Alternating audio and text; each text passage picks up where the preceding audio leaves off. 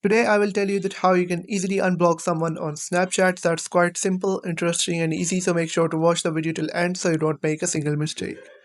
So guys, first of all, open up the Snapchat application on your phone. You'll have to tap on your profile on the top left corner.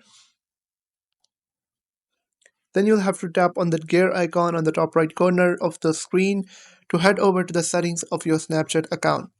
Now scroll down all the way until you find an option of blocked contacts or blocked users. You'll have to tap on it, and right here you'll be able to find all the contacts or users that you have blocked on Snapchat, and you'll be able to find an option of X next to every name or every user. And if you want to unblock them, simply tap on that X next to the name and then hit yes to unblock the Snapchatter or the user. I hope you have found the video helpful. If you have found the video helpful, make sure to like the video and hit that subscribe button. And if you have any questions about the video, let me know in the comment section. Thank you.